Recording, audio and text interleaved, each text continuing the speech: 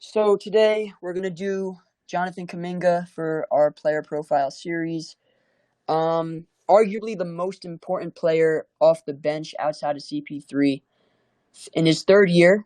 Um, Last season was disappointing, kind of the way it ended for him in particular, with Steve parking him on the bench during the playoffs for the majority of the postseason. He had a great season overall last year, and we'll kind of get into the ups and downs of it. But he made some strides as a basketball player overall, and like I said, we'll get into the specifics of that. But next season's going to be very important for him. Coming off the bench, obviously there's no Otto Porter in front of him or Jermichael Green, so the roster's kind of been cleared for him to assume a larger, more impactful role for the Warriors next year. So let's get right into it. Last season, his stats during the regular season, he played 67 games, a tick under 10 points per game, about 3.5 rebounds, 2 assists on 53% from the field, 37% from three, and 65% at the line. So very efficient numbers overall, and decent production. He played around 20, 21 minutes per game. So when you consider his playing time and the inconsistencies that came with that, right, he never really had a consistent role the entire season, and that kind of falls on Steve Kerr. And given that reality, he performed quite well. There were stretches during the year where he helped save our season while Steph was out, making huge defensive plays against teams like Charlotte at home when it was a slugfest, but we needed some energy, a boost, some fresh legs to kind of get us out of that rut. And he came through for us multiple times. So those efforts and that performance in those stretches does not go unnoticed. And that's a bright spot. Even though last season was a down year for him, I felt just because the playoffs left a bad taste in, I think, all of our mouths. I think the bright spots were definitely encouraging going into next year. And, if anybody has those All-Star, shout out to Spice in the chat. If anybody has those post-All-Star stats, I'm happy to read them out just to provide some context with his performance and play. But again, his efficiency was very good. He shot over 50 from the field. 37% from three isn't bad by any means. So obviously we'd like that free throw percentage to go up and for him to be more aggressive at the rim so he can get there more often and convert easy points at the stripe. But ultimately, I can't complain with how he performed last year given the cards he was dealt. And then you see right below in the playoffs, right? Okay, here we go. So in 21 games after the All-Star break, so 21 games is in decent sample size. At 20 years old, Jonathan Kuminga averaged 13 points on 44% from three, 64% true shooting overall in 24 minutes per game. So again, his numbers overall encompassing the season are a little bit lower, but after the All-Star break, he really showed out offensively, right? Super efficient, really good production in a solid stretch of minutes. I mean, 24 minutes per game is half of what an entire game is overall in regulation, 48 minutes. So impressive stretch after the All-Star break How for much do you Kuminga. want to credit that to Wiggins being out? I would say, given Steve's coaching practices, it would probably have much to do with Wiggins being out because he had kind of no choice but to play Kuminga. But you have to also credit Kaminga for staying ready and performing in that stretch, and performing at a high level, right? Yeah, I think his shooting. That's for me. His shooting. Yeah, his shooting Uh, was definitely yeah, well above expectations. So, okay, now his playoff stats obviously were disappointing. He played 10 games in the playoffs, only 6 minutes per game, so a huge drop off compared to the regular season. And we kind of seen stretches throughout the playoffs, particularly against the Kings where he struggled defensively and Steve didn't give him much of a chance after those moments. So he averaged about 3.5 points, a little under a rebound, half an assist on 43 splits, and then 56 at the line. Not a large sample size, so nothing to take too much stock of, right? Sample size isn't necessarily overwhelming. It's 10 games in the playoffs and a handful of minutes per game. But it's just the very nature of him not even getting the opportunity to play through those mistakes and those struggles was disappointing. And I think that falls more on Steve than on Kaminga himself, even though Kaminga did not live up to his regular season expectations in his minutes, right? We still have to hold him accountable for not playing up to his standard. Getting into his strengths, I think the most notable one, right, is him being a play finisher, right? That's how we've used him mostly over the last few years. Off the ball, right? So as the screener, as the roll man, in dive actions, transition, Kaminga's ability to finish plays out of the advantages that Steph or Clay create off the ball, or even on the ball in the pick and roll, is something that we've seen flashes of, and I don't think it's been enough in terms of volume. I'd like to see an increase of that, and I believe playing next to Chris Paul next year, we'll see just that. We will see a heavier diet of pick and roll, of rolling actions where he's put in situations to drive down at the basket and finish over the top of defenses in simpler sets. Dive actions where he can kind of, set a drag screen and slip, dive, cut to the middle, hard to the rim, and put himself in positions to score easy buckets. Because the very few defenses have the personnel to stop him at the basket. And then obviously in transition, getting stops and pushing the pace, Kaminga is one of the better transition finishers in the NBA because of his ability to just jump out of the gym, his speed, and just overall, just being a force with his strength as well.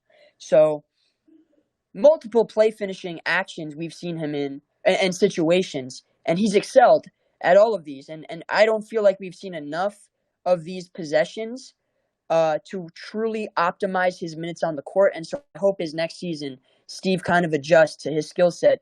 And having acquired CP3, I expect it to be a heavier dose of pick and roll and simpler actions that really play to Kaminga's strengths. The next notable strength that I kind of listed was he's a high-level point of attack defender. I didn't want to call him elite just yet because that's a descriptor that I reserve for a very short list of players, right? To call somebody elite, you'd have to be in the handful of the best players in the NBA, right? So I wouldn't call him elite just yet, but he's definitely shown that he can be a point of attack defender at a very high level, right? He was guarding the likes of Luka Doncic, right? In the pick and roll. Guys like Jason Tatum, isolation. And even Damian Lillard and Trae Young at times we've seen, LaMelo Ball. I might be missing some names, so in the chat, if anyone wants to add anyone that I missed. But the point is that we've seen Kaminga take a notable stride in his ability. Oh, yeah, Zion as well. In his ability to guard, Brandon Ingram, good point. Yep, Jordan Clarkson. Yeah, appreciate the examples that you guys provided. Yep, all of those players we've seen, not only throughout quarters 1 through 3, but even in the clutch, right? Kaminga was able to slide his feet, stay disciplined, not bite on pump fakes, use his strength and his frame to contest shots with discipline, textbook contests. He really took a notable step last season as a point of attack defender, and he was one of the better on a team that we have some really great point of attack, players. Andrew Wiggins, Gary Payton II, right? And he's in that mix. So understand, account name Stan, also LeBron. He guarded LeBron pretty well at times last year. So, again, Kaminga's ability to have taken a step as a point of attack defender is just another wrinkle in his skill set that can hopefully he can continue to build upon next year because uh he's only 20 years old, right? So he's going to continue to develop, but it's a great sign that he's already one of the better point of attack defenders on our team, and that's something that really stuck out last year. As a cutter, and I kind of mentioned this as a play finisher, but off the ball, um, as a cutter, okay, yeah, let's read this stat. So according to Basketball Index, the top 10 wing stoppers last season in their perimeter isolation defense metric, Jonathan Kuminga ranked third in the entire league. He was third behind Herb Jones and Denny Avdia. So right ahead of Bridges and OG Anunoby, Jonathan Kuminga ranked around third. So again, you see statistically it reflects in some advanced numbers as well how impactful he was as a isolation on ball defender. And like I said, so off the ball, he's a really good cutter. That was one of the biggest steps that I've seen him take last year as well. Just understanding the timing, positioning, being able to read the defense and how it's tilted, and taking advantage of those situations to cut at the basket. They kind of used him like GP2 at times, right? When GP2 was in Portland, right, because he had signed a deal over there before he was traded back to the Warriors, Kaminga really adopted a lot of GP2's abilities and really assumed those responsibilities as a slasher, as a cutter. And so as a cutter, we've seen him perform those ghost cuts at the baseline when, the defense is tilted strong side and so weak side, he can take advantage of that opening. Or even 45 cuts when a play is broken down and he cuts kind of diagonal to the basket off of dribble penetration. His ability to kind of time and really take advantage of those lanes and openings at the basket is something that cannot be understated because he was really effective in fact, there's a stat, if someone can find it, he was one of the best cutters in the NBA last year. He was among the elite, just as I read the previous stat in terms of isolation metrics. He was among the elite cutters in the NBA, and that's statistically proven. He showed some flashes of shot creation, I want to say, last year as just his slashing ability and ultimately providing rim pressure, right? His greatest asset is his ability to provide pressure at the basket, collapse the defense, really make teams work and have to key in on his threatening ability above the basket, right? He can just get into the paint with his strength and brute size at his 6'8" frame. He has some good weight to him, so he can kind of bump off smaller defenders. And he's quick enough to beat bigs off the bounce and then obviously get to the rim and finish. So he provides some really good rim pressure. And like I said, as a play finisher, we can talk about off the ball, but even on the ball, putting the ball on the floor and getting to the basket with ease at times against select matchups. But that rim pressure is something that I think will continue to explore next season. And his slashing ability, just having the ball in his hands and really attacking defenses, attacking different matchups. We saw him do more of that this year. So I'm hoping that we turn that word flashes into more consistent shot creation next season, because I do believe that's something that he's not only shown the ability to do, but it's something that I believe he's worked on during the offseason, showing, workout videos and really expanding his game and his skill set as a shot creator. And then obviously his shooting, right? He's a capable shooter. In his rookie season, he didn't really shoot the ball too well, but last year he shot, like it says above, 37% from three. 37% is a notable percentage. That's nothing to scoff at, even though it's inconsistent, right? There were games where he shot, 4 for 6 from three, and then there were games where he shot 1 for 5, and then that kind of comes out to, around mid 40s or low or high 30s, right? So the hope is he's a more consistent shooter, more reliable, as opposed to just a pure percentage. But I'll get into those specifics later. But at the end of the day, 37% is 37%, and that is what he shot last year. So it's a great sign that he took, and he made an improvement as a shooter overall. And last season, he shot 42% on corner threes. So he shot 37% overall, but 42% on corners, which is a great sign as well. That's kind of the Andre Iguodala position where, the defense is kind of spread out. You're kind of a wing in the corner. Teams are not going to guard you. They're going to leave you open, especially in that right corner. And that was a shot that he really knocked down at a very elite clip. So something that Andre Iguodala was doing years ago. So, and then for his career, 35% overall from three. So again, he's a capable shooter, but the hope is he can be more consistent and make defenses pay if they are giving him that shot, encouraging him to shoot it. And he did make them pay, but the hope is he's more consistent with it as the year goes on. And then last year, I want to just mention one last strength, his improved playmaking, right? He really did a great job. Last season, he averaged a touch under 2 assists. That's nothing to scoff at. 2 assists is definitely impressive for somebody that played only 20 minutes per game and for somebody that is known as a play finisher, not a creator, a playmaker, right? So he's not having the ball in his hands very often. It was mostly Jordan Poole. It was mostly guys like, even Andrew Wiggins at times. But Kaminga to average 2 assists when he's not necessarily somebody that has the ball in his hands for that particular responsibility and role is quite impressive. And it's a testament to his connective passing, right? I found him to be much more patient, much more deliberate, much more intentional with his passing last year. He was much more emphasis on reading the floor and being patient in those possessions when he saw defenses kind of keying on him. He did a really good job of making them pay more consistently. Last year at Summer League, they were having him bring the ball up more. That was a focus for him last year. Yep, great point, Cal Name Stan.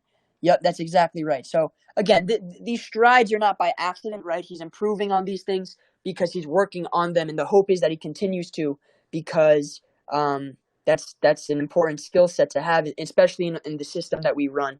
Shout out Spice. He said he hardly throws it away, to be honest. 100% right. I felt like in years past, maybe in his rookie season, he struggled a little bit more just being under control or reading the floor a little bit better. But last season, he took a step in that respect and did a much better job of being poignant with his playmaking. So 100%. Now let's get to the weaknesses, right? This is important to. Oh, sorry, I forgot. I created another slide for strengths. So let's get into more strengths. He's multi-positional. And that's a big deal, right? To have a guy that can guard and play multiple positions, right? He can guard 1 through 3 comfortably, right? His switchability on point guards, shooting guards, small forwards, sliding his feet, using his frame, his size, that ability to guard multiple positions is something that is definitely worth noting. And he's multi-positional offensively as well, right? He can play the 3 and he can play the 4 against certain matchups, right? So he can play the 3, right? At times, depending on who's available and the team the opposition that we're playing. But and in terms of personnel. But I think the idea is he can get to that 4 spot. If he can become a more reliable power forward, I think that would be huge. That would pay major dividends for us because he's faster than a lot of 4s. He is he has some pop and burst that really allows him to break down the defense that a lot of 4s don't possess. So even though he would be undersized at the position, he needs to improve in certain areas to be a more comfortable power forward. But against certain matchups, he is capable of doing so. And I'm talking about both offensively and defensively, right? He may struggle guarding guys like Jaren Jackson, but against a team like Dallas, he can really play power forward against a team like that because they're a smaller team. They're a team that's not as athletic or fast, so he can exploit some of their deficiencies at the front court spot. So again, that's something that's a work in progress. We want to see him improve as a power forward, but again, we'll see how that kind of turns out. next season. But right now, we can comfortably say that he can switch 1 through 3, guard some fours, and overall he's multi-positional given his skill set. And that was from last year's lens. Going into next season, he will be an improved player in more ways than one. So we'll see if he's able to expand these multi-positional capabilities.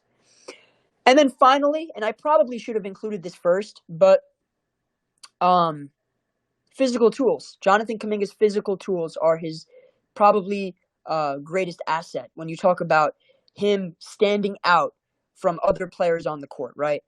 6'7", some have him at 6'8", right? 6'7", 6'8", I thought he's 200. 6'9". Well, yeah, we'll see officially if that's the case. He'll get measured next year. Yeah, Bryant, I would agree. Yeah, I do think he's our third best POA defender. But yeah, he may be a little bit taller. He might have grown a little bit, but we'll see officially what the NBA measures him at. But for now, he's about 6'7", 6'8", which is still a great size and frame at that wing spot. 225 pounds, so again, not too heavy, but also not light. He has, some good muscle, some good chisel to him where he can kind of bully smaller matchups, smaller players, but also be quick enough against bigger and taller players as well that are a little bit slower. And then you want to get into the more specific descriptions. His combination of size, strength, and agility, right? His size at 6'7", 6'8", that frame. Like I said, the strength that he has downhill, he can kind of bully and bump off defenders depending on who's guarding him. And then his agility, just his speed and nimble footwork that, it gives him some tight movements. And just as I say that, the bullet underneath says quick twitch athleticism. So you've seen him kind of be able to slide his feet with quickness, recover quite easily on quicker guards, and even hold his own against some big wings, right? So his ability as a quick twitch athlete to just have good reaction time, recover on a whim, or on a dime, like that is something that stood out the last couple of years, and we need to take more advantage of that in certain actions and play calls that Steve runs, right? I feel like we've really tried to integrate him from a motion standpoint, but there's other ways to optimize his skill set and his athleticism that can be more effective for our offense. And then the last thing I kind of noted was he is very explosive off the ground, right? His explosion, court to 94 feet, right? End to end, baseline to baseline, but also off the ground, right? In the half court, just his ability to pop off the ground as a lob threat, vertical threat, just as a slasher. He just has virtually every physical gift you can ask for in one frame. So again, it's something that's a work in progress. He may still be growing. He's going to continue to build muscle and strength over the course of his career. But obviously, he's come into the NBA with a lot of tools that he can take advantage of. So we've seen flashes of it. The hope is that he's able to control it, keep it under wraps so he can take advantage of mismatches with these abilities as well. CJ, Lindell, how are we doing, guys? Do you want to add anything that I might have missed? Strengths, weaknesses, or actually just strengths, because I haven't even gone to weaknesses yet. But any strengths that you want to add? Wait, Dre, I'm gonna ask you a question. Are you doing this on every player? Or Every player. Yep. like Steph, Clay, Draymond? Yep. All of them. Yep. Exactly. Oh, I need to be here for the Draymond one. I have a lot to say about him. For sure. I'll do it for Dre as well. Don't worry. Lindell, CJ, how we doing, guys? I'm good. How you doing? I'm good, What's man. going on, guys? I just want to add something to the 100%. multi-positional. Yeah. So in summer league in his rookie year, the coaches had him playing the small ball 5 a little bit.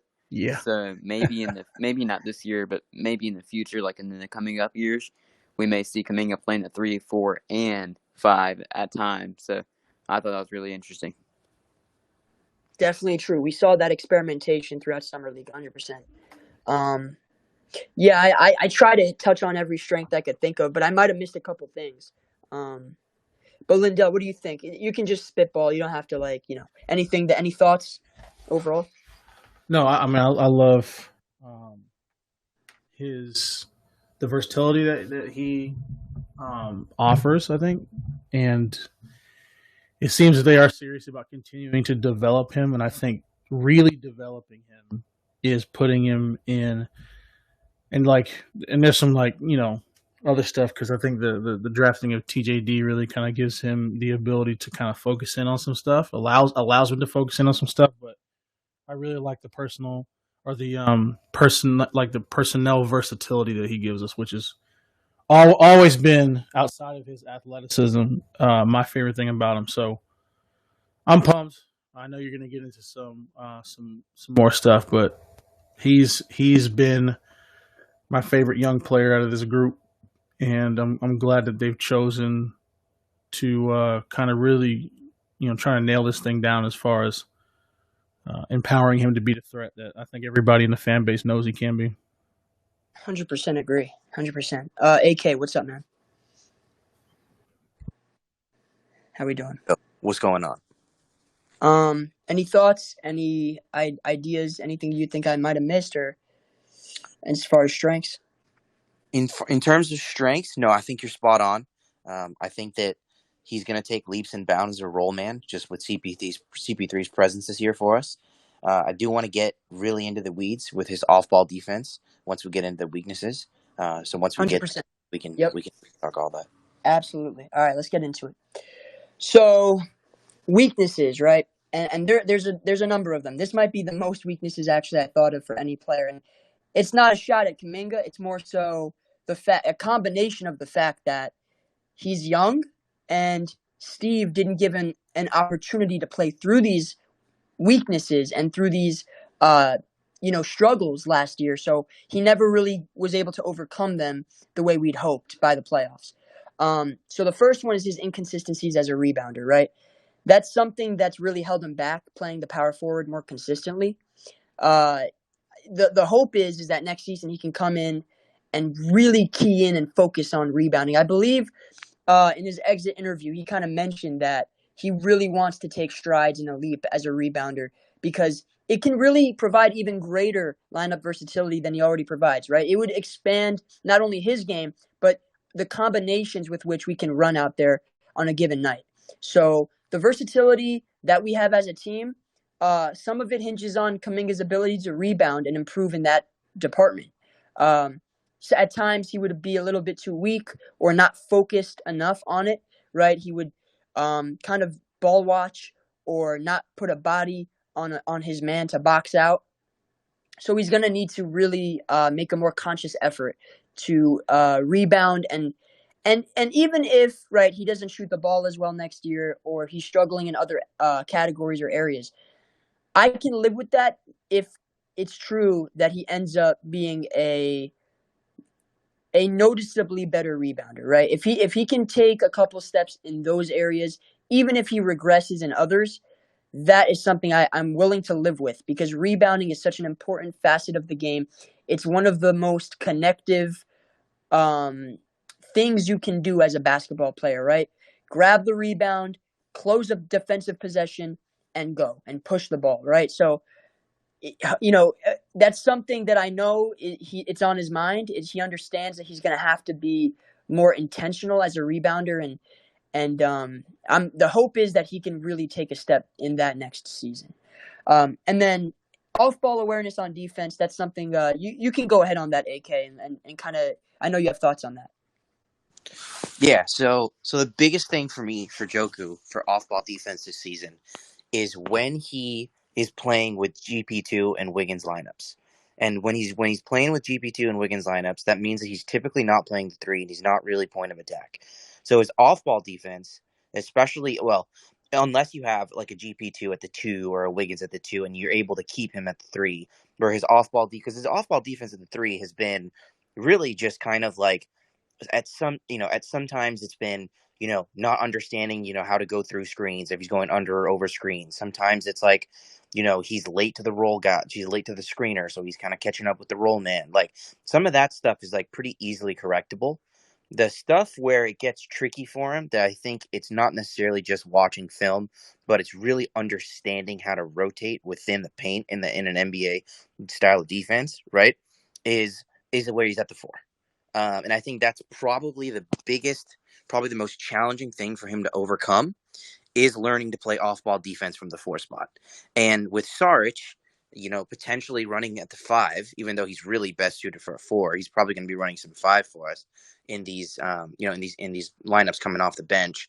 That means that Joku's going to see some run at the 4, and he's probably going to see some more run at the 4 because we got a little bit smaller than we were last year. So that means that he's really going to have to understand help defense, rotations, all of that stuff is going to be heightened. And it's going to be a little bit easier, with having guys like Moody's going to be really good off ball at the 2.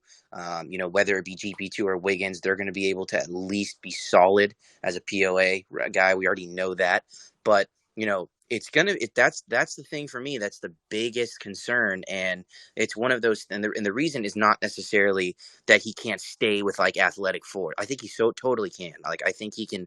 You can put him on Siakams and those guys.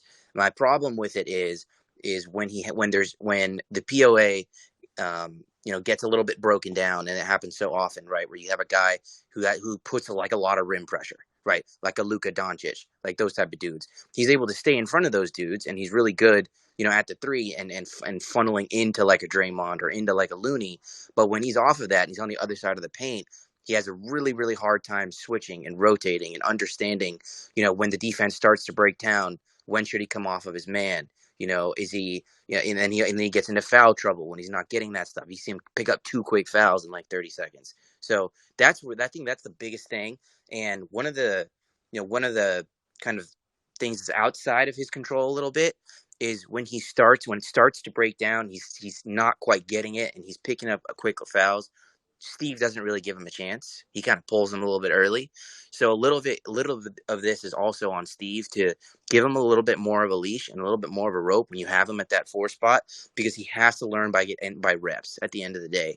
And that's kind of where I think we have to give him a little bit more of a release to be able to pick those reps up. And if he's really, we're, I don't know, let's say we're like almost halfway through the season and he's still really struggling with this stuff, then okay, you know what? All right, we'll use you more point of attack. Just do the best that you can when you're at the 4. Even, we'll kind of rotate here and there with having you switch off other dudes and having you run a little bit of point of attack. But at the end of the day, he's going to have to figure it out. But Kerr also has to be able to put him in positions to be able to do that. He picks up 2 fouls early in the second quarter. They'll just pull him right away. Give him a chance, right? He's going to need the reps to be able to figure this stuff out. It's not going to be as simple as watching film. 100% agree. 100% agree. In this case, right, with this particular facet of the game, when we talk about off-ball awareness on defense, experience is the best teacher, right? You have to learn through making mistakes. You have to learn how to correct what you do wrong, possession in, possession out, how to be more disciplined, how to, recover more effectively. And like you said, like him falling asleep, on the weak side. Yeah. And guys just, cutting right by him. Again, not a question of ability from Right. a skill set standpoint, right? There are players like when that happens to Dante, his ability to recover is next to zero. Like he just doesn't have. But with Kaminga, It's like even if he does fall asleep a little bit, he does have the ability to recover, right? So you understand that the tools are there. Right. So if you just match that with the experience and the focus, then I think it's a complete game changer, because even if he does get caught, he still has the ability to recover anyway. So mistakes will happen, right? We understand that mistakes will happen, but the question is how few of them can we limit? Exactly. And that's why I think his off-ball defense when he's playing the 3 and he's kind of a little bit closer to the point of attack guy and he's outside of the key, that's going to be a lot easier for him to clean up, and his physical tools will help him kind of clean up his mistakes a lot more quickly than when defense starts breaking down and he's got to rotate over and he's just hacking dudes, right? He's John Morant when he's back is getting to the line. All these guys that are De'Aaron Fox, all these guys that are rim pressure guys, the guards that apply a lot of rim pressure. That's when he's going to have a little bit of difficulty, and it's not like Sarge is going to be swatting dudes at the rim either, right? So when he's in those lineups with Sarge.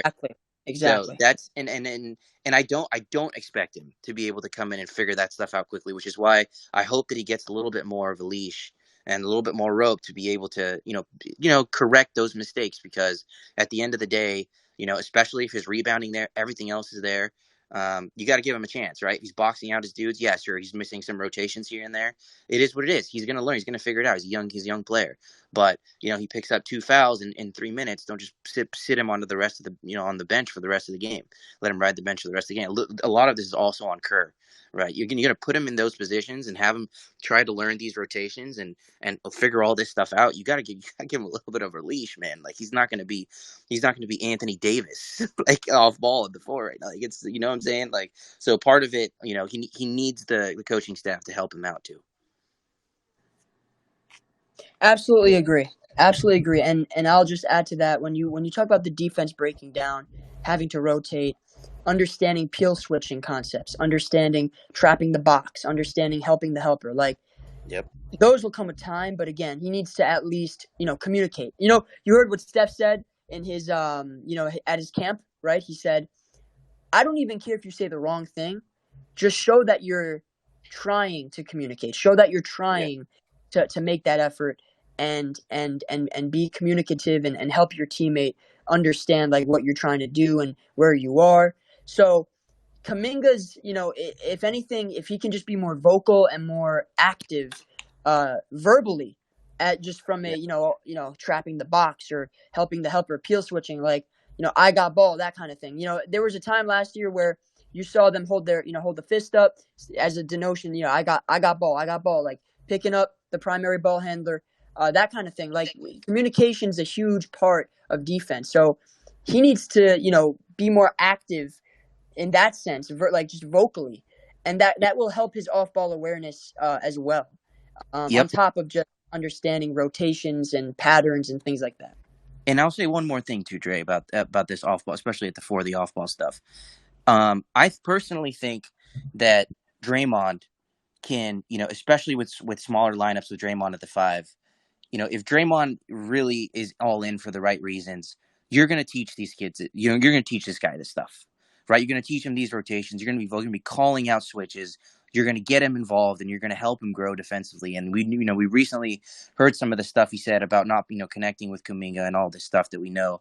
But at the end of the day, man, like, that's just got to be one of those guys that he doesn't necessarily take under his wing, but he at least helps him grow and doesn't hinder it. And like, I know there's, other stuff, other maybe personally motivated things that might get in the way of that, whether you feel, you feel threatened about, how much, Kuminga can develop over the next year or two and maybe take his spot in the starting lineup.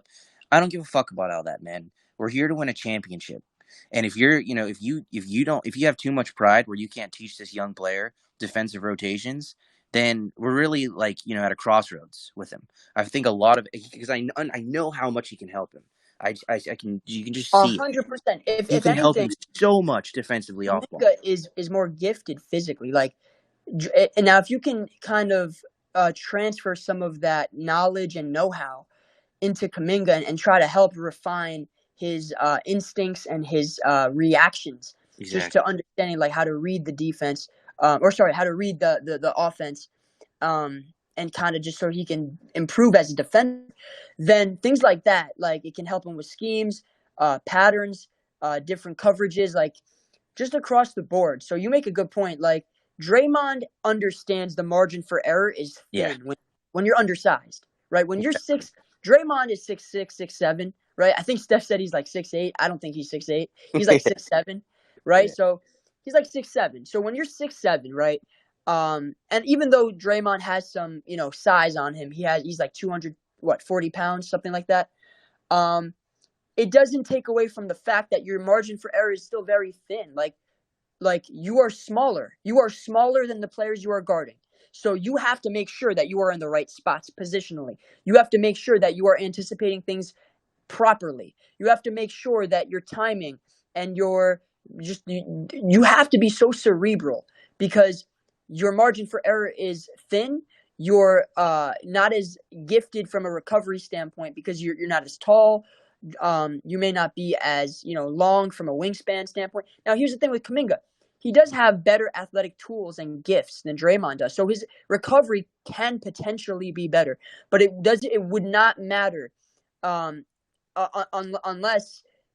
he's able to actually read what is happening consistently and make the right decisions, right? Because defense is all about decision making. Like, you can't just arbitrarily double team some player just for any reason. You have to understand, like, if I'm double teaming him, then we're kind of running a zone to kind of recover, and then the rotations have to be in a certain at a certain way, a certain pattern, because so that you can burn enough shot clock but not give up an advantage. So it's stuff like that where Kaminga might get lost understanding like that type of concept. So Draymond, it's incumbent upon him to really cultivate that knowledge and take him under his wing, so he can improve on that end, and it helps the team win. Like, it doesn't hurt anything, right? Now, Nope. the only alternative you could think of, right, is like if he's threatened that Kaminga might take his spot, but that would be putting your personal agendas that Steph said to put aside over the team, which is to win. So the hope is that there's a more conscious effort in helping these younger kids grow, right? Kaminga and Moody. Yep. So That's what I'm absolutely. going to be watching, man. It's the little stuff. If you can see it on the court, it's the little things. It's like, I love what you said about helping the helper. And Draymond's coming up on the key, and he's the helper. Yo, communicate with Kuminga. Tell him the spot that he needs to be in, so he Right, doesn't give up the backdoor pass. right. You can see that. You can literally see that on the court. I want to see it. I want to see him communicating with Joku and teaching him these things, and have him pointing it out and calling play and calling out breakdowns to him. And when shit is funneling into him at the 5, especially in small ball, I want to see all of that. I want to see him communicating, because I think he is like very, very responsible. Because at the end of the day, he's responsible for the whole fucking defense. Yeah, Right? yeah. He's the He lifeline. He's the he runs backbone. the defensive unit, right? So if you're Yep. going to leave this guy to just fail, and you're not going to help him grow, especially off ball, then you're not being a warrior. I'm sorry, you're not. 100%. 100%. Because there's intangible shit in the way that's preventing you from doing that. And at the end of the day, you need him to be successful too at a small ball 5 lineup. So that's the type of Absolutely. stuff too. I believe in the kid. I think that he can learn all of these things. I think he's capable. I don't think he's a low IQ basketball player, right? It's not like one of those things where it's like, I don't really know if he can develop that much. And, I could see him, picking up his scoring and, being aggressive, attacking the rim and applying a lot of rim pressure. But he doesn't look like the kind of dude who can figure out these, complicated rotations. No, I don't think that about him at all. But he also needs help from the other guys. So I think a lot of it, is dependent on guys like Draymond at the forefront. Yeah, like we talk about connectivity and being connected and all that, being on a string. Like, at the end of the day, right, you don't expect a new hire at a company to understand like the internal the inner workings and the systems with which you operate under in a company. Like, that's on the vets, the people that have been there to take them and really guide them properly. So the connectivity part, even though Kaminga may not provide that yet, it's also on the vets to set the stage and to provide the groundwork for that to actually happen. So 100% right. I said also he's not a floor spacer. Well, I mentioned earlier, like, he's improving as a shooter, but I wouldn't call him a floor spacer yet. For me to be a floor spacer, and by the way, I don't think a guy like Andrew Wiggins is a floor spacer either. Like, to be a floor spacer, by my definition, the defense has to be glued to you, right? And again, I don't know how realistic that is, right? Like, if Kaminga's in the corner or on the wing, is he ever going to get to the point where the defense is glued to him? I don't know, right? That's tough to say. But at the very least, like, when teams are exaggerating, right, and leaving him very open for shots, like, we don't want to. We want to get away from that, right? Can he get to a point where he's so reliable as a shooter that teams aren't over helping on the strong side and leaving him wide open in the corners or whatever, and it's completely skews and tilts the spacing in favor of what the defense wants, which is to funnel the ball to him so he can hopefully in their case miss the shot. But the idea is, if he can get to a consistent 38-40% from 3, which I don't think is impossible, then it changes how defenses can guard us. Because even if the ball does find him, he will be consistent enough to make them pay, and then they have decisions to make. Do they overreact on the next possession?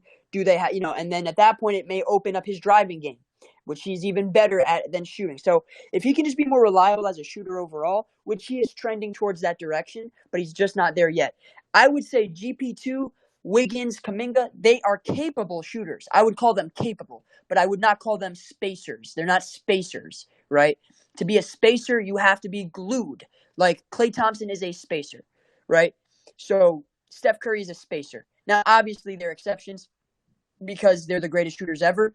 But there are teams like even the Lakers, right? They have guys that can space. Now, there are very few of them, right? Like Reeves is maybe one of them. And you could argue Rui Hachimura maybe. But even then, right, the alternative is probably to leave those guys open in the hopes that AD and LeBron don't get easy shots at the basket. So there is a give and take, obviously. And I'm not trying to be overly critical because Kaminga is not a bad shooter by any means. But in an ideal world, he's shooting 39% from three, and the defense literally has to pray that he misses open shots because he can knock them down at a reliable, steady clip. And that's where I want him to get to. But again, not the most important thing, though. The top two things, rebounding and off-ball defense, are more important by far, right?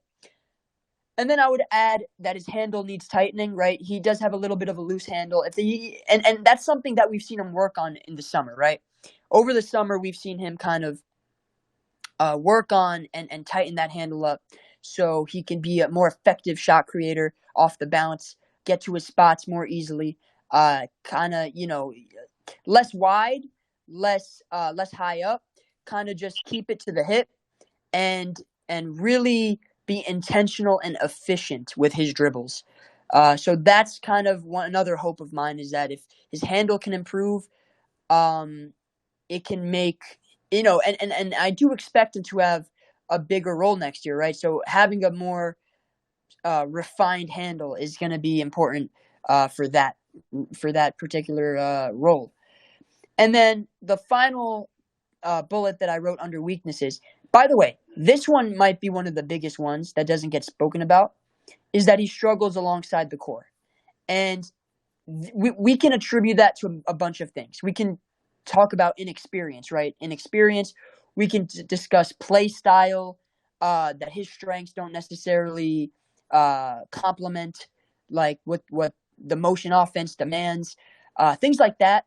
At the end of the day, when you look at his numbers and the advanced stats next to Steph, next to Klay, next to Draymond, they are all essentially a net negative, right? He struggles against every core piece.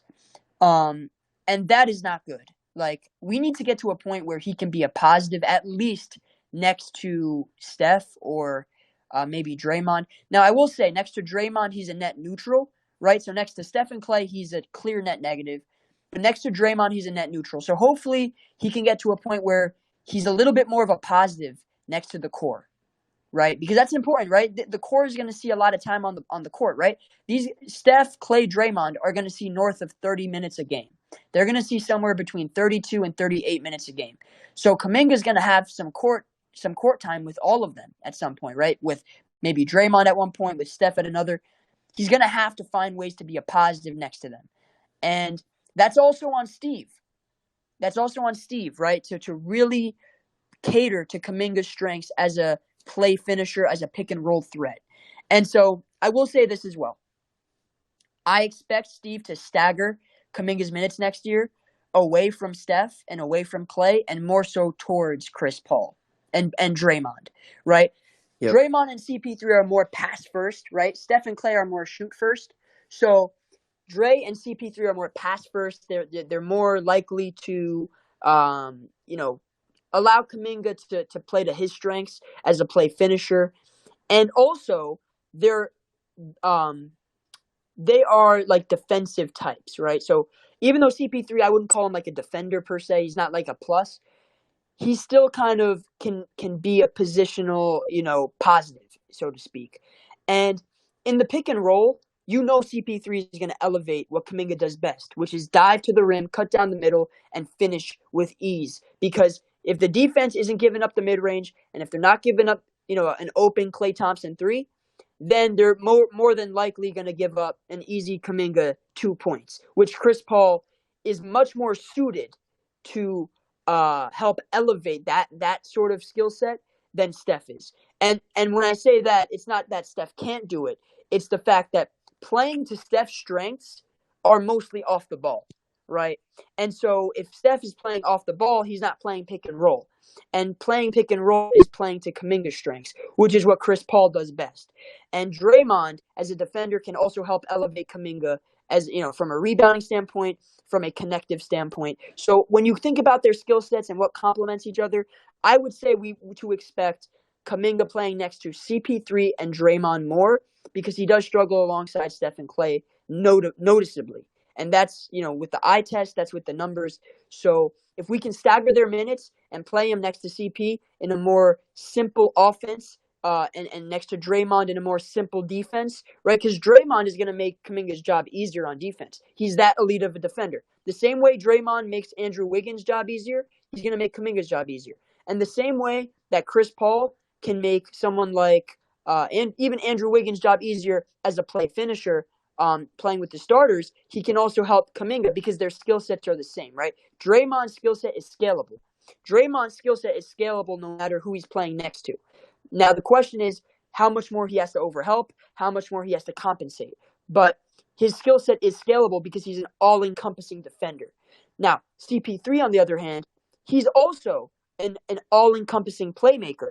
He's someone that can play next to a guy like Cam Johnson, but he can also play next to DeAndre Ayton. Cam Johnson's moving off the ball, coming off of curls, and he can find him. But he can also play the pick and roll with a guy like DeAndre Ayton as the dive man, pick and roll, high ball screen. So CP3 is very malleable as well. He's scalable.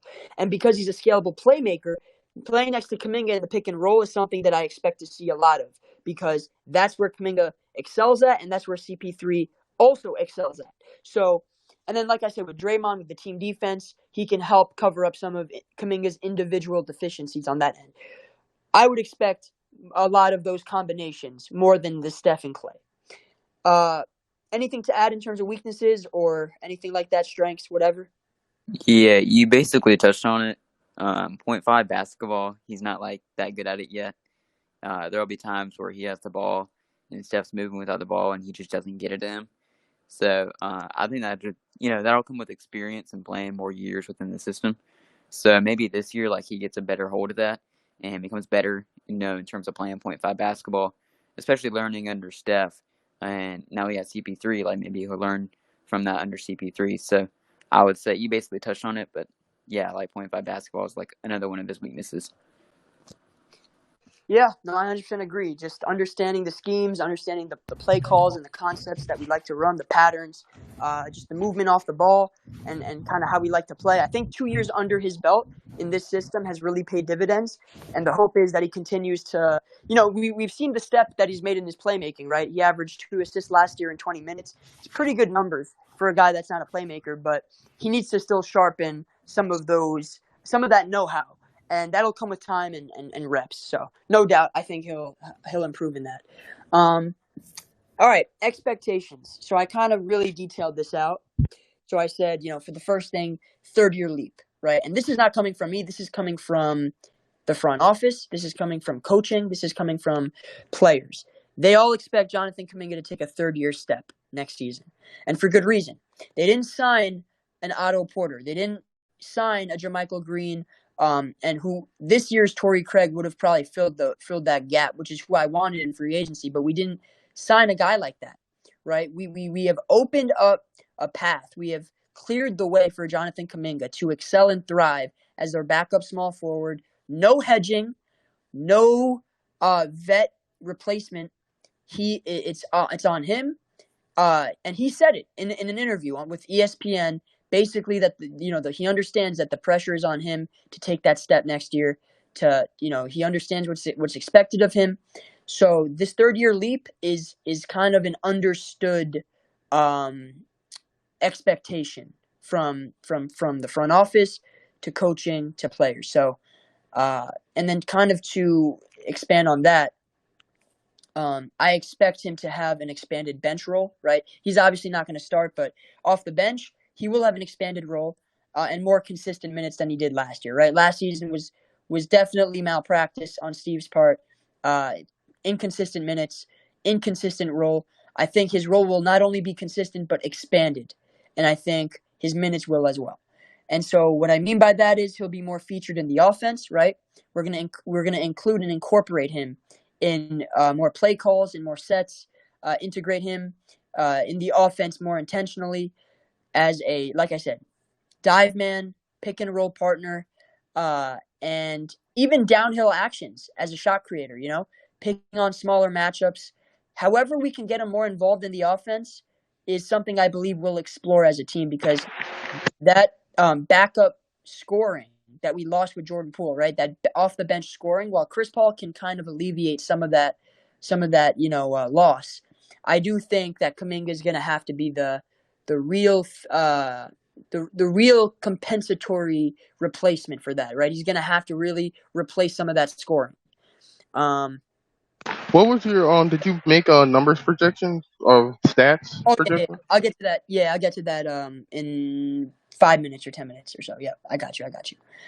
And then also, as like I said, featured in the offense, and then particularly, right, I think out of any other outcome, I think he'll be used as a pick and roll man, right? Rolling as a screener and slipping screens, rolling to the basket. Whether that means making decisions or scoring, he will be put in this position time and time again, right? With Chris Paul in particular, I expect him to be featured in much more pick and rolls this season, but also as a shot creator, somebody that can create off the bounce, because that's something that he's also expanded to his and added to his game this offseason.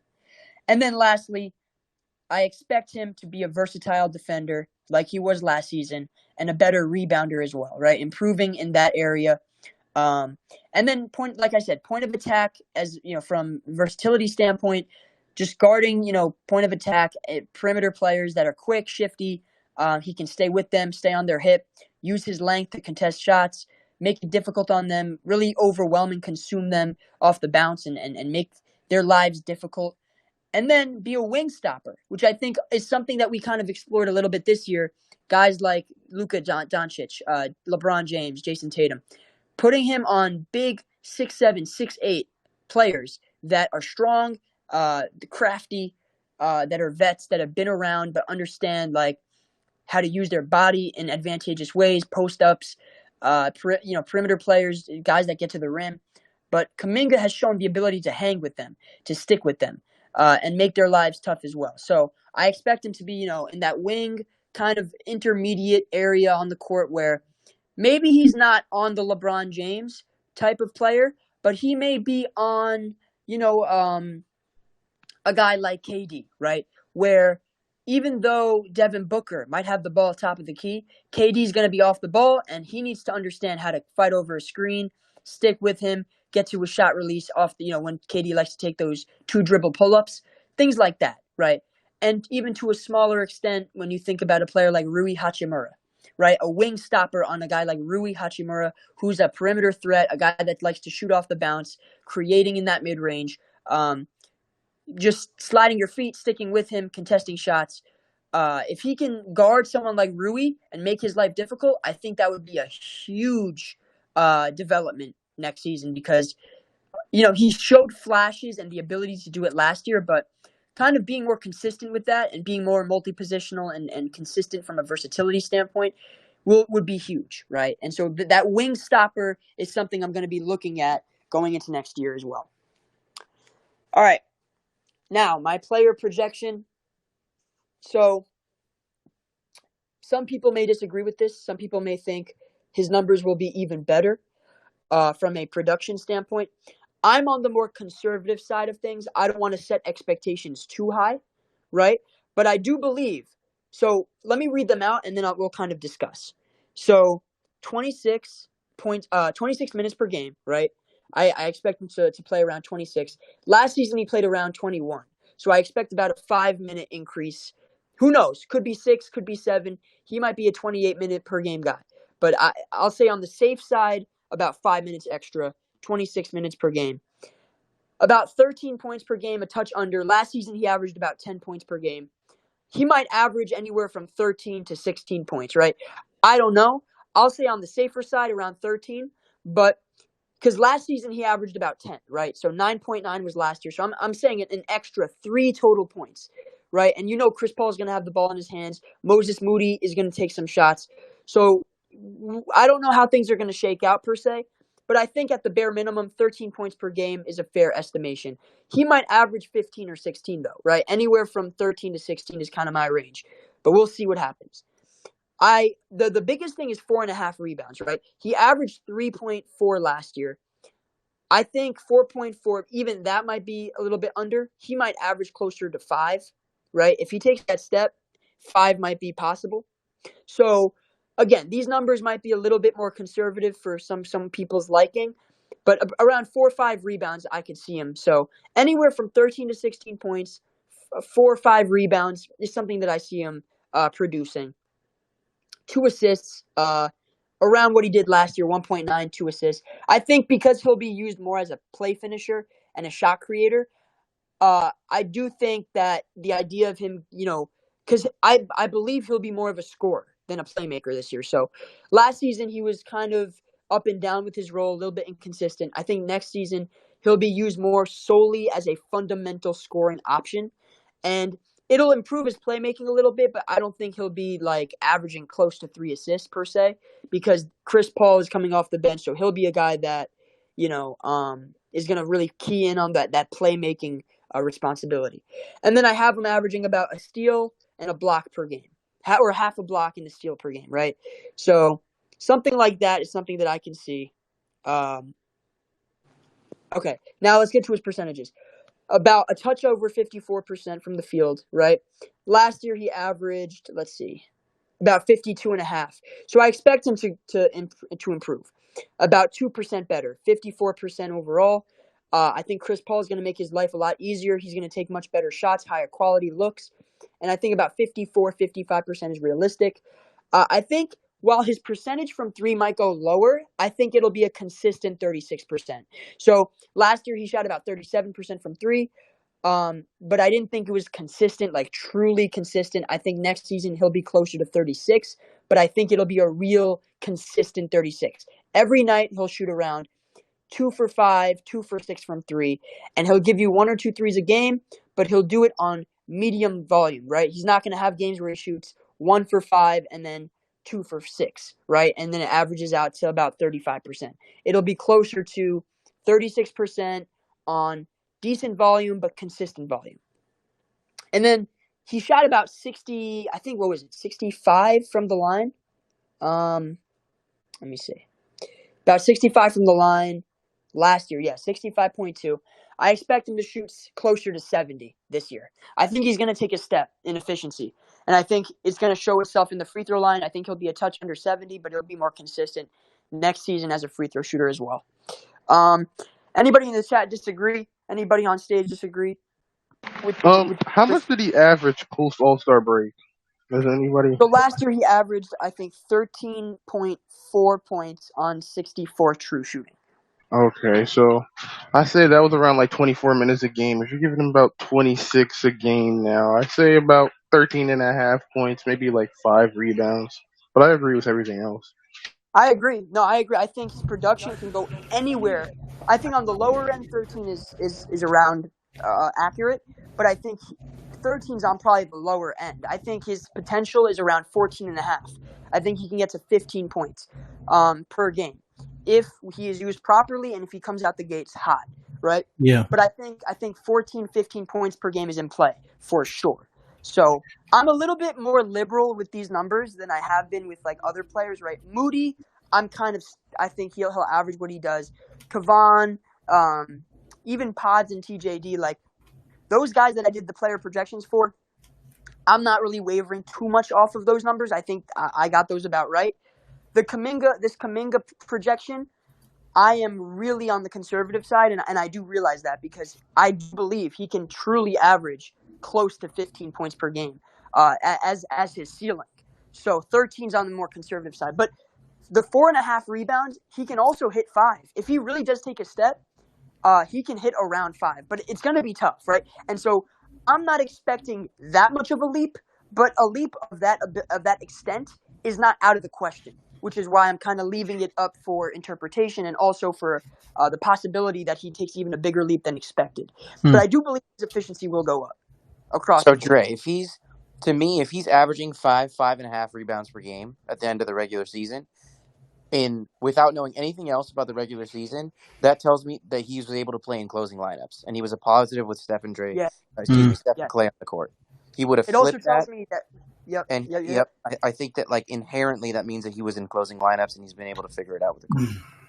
If he's giving you 5.7, 5.8 rebounds a game, Yeah, I kind of want to come at this the other way too, because what I foresee happening, or what I would say, what I could see happening this season is fans are gonna, and on both ends of the spectrum, we're gonna have a hard time kind of like having an idea what like the threshold for Jonathan Kuminga is. And what I mean by threshold is, and I'll ask the stage this, I'll ask the chat this: if he doesn't improve at all, but he continues to produce what he has produced, just with more minutes, and this is a kind of a two-sided question.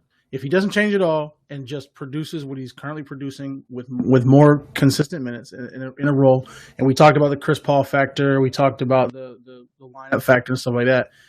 Is he somebody that y'all still want on the Golden State Warriors? And then the flip side of that is, at what point, and I would say, what would we need to see or not see from him, where it's like, okay, maybe we should move on sooner rather than later. If those two questions make sense, because that's going to happen this year with fans, and I think people should know exactly what they're expecting and asking for, if they're going to run with the whole trade Kaminga thing. Because the thing that drove me nuts was that the majority of the people that pushed the trade Kaminga train and were on that train weren't acknowledging what his strengths were, weren't acknowledging the context of the role that he was given, Right. and also weren't acknowledging the clear ability to do the things that we maybe need him to do a little bit more. So yeah, are we okay if he doesn't improve in anything, but he gives us those positives just with more, with more consistent minutes? And then on the flip side of that, what would we need to see or not see to where we start to go, okay, he might be more valuable to us in a trade rather than on the roster?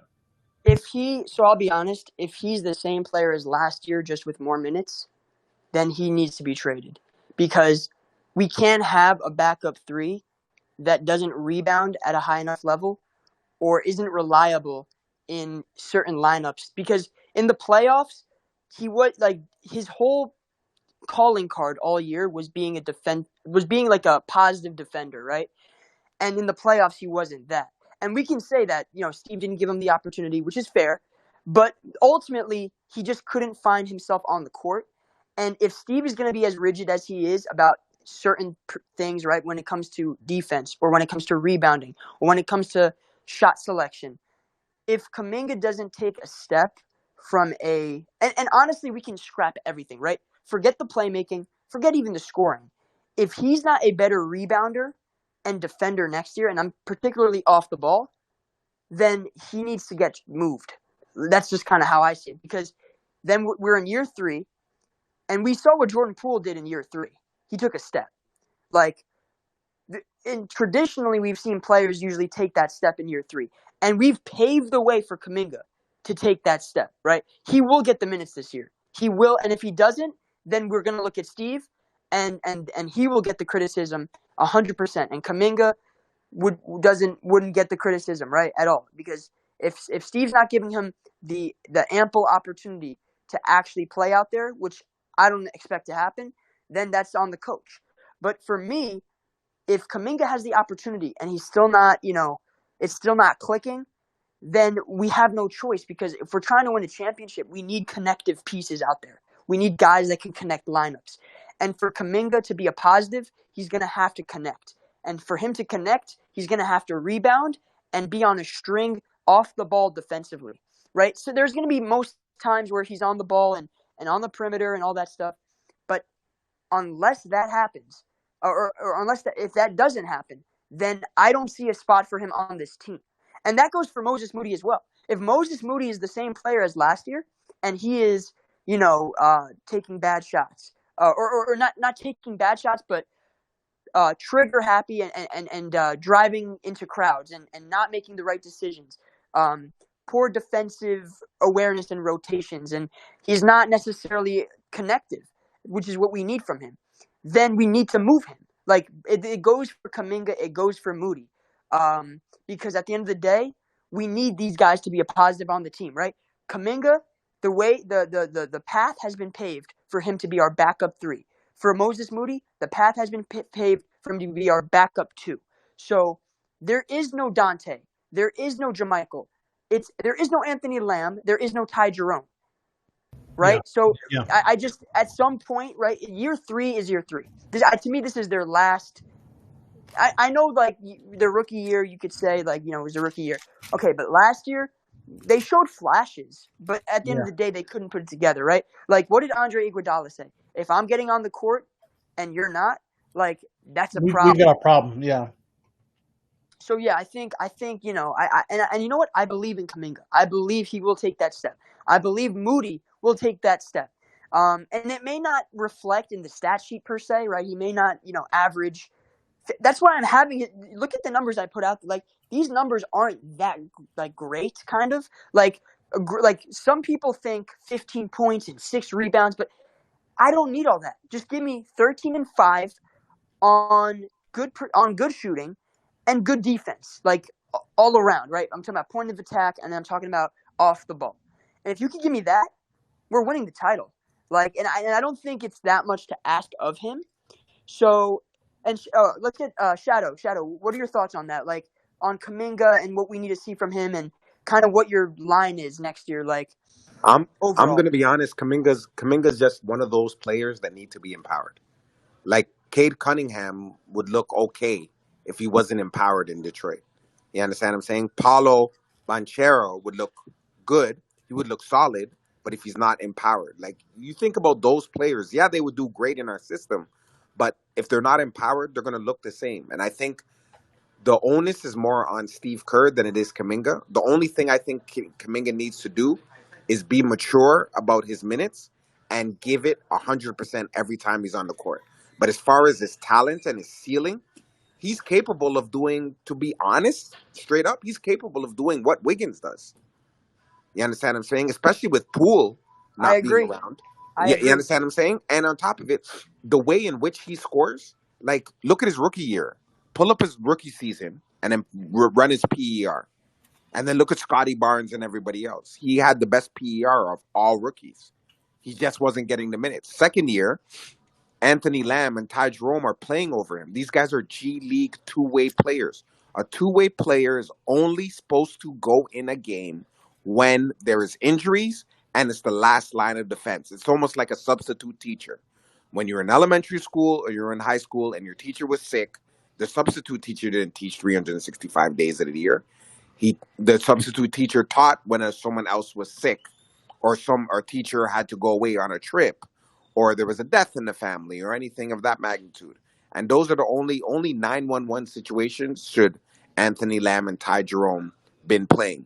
Now, with that being said, I think that was more of Steve Kerr trolling the front office, because the fractured relationship between Lakeup and Steve Kerr and Bob Myers and Lakeup was very, very, very, very, very bad.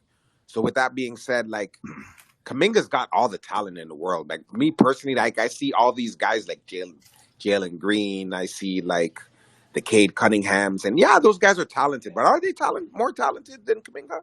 I'm gonna be honest. You understand what I'm saying? So at the end of the day, I think he just needs to be empowered. And I've never seen Jonathan Kuminga outside of the rookie season, when the Baby Dubs played Miami and we were down big, and then Kaminga was busting his ass and literally was a one-man comeback. You understand what I'm saying?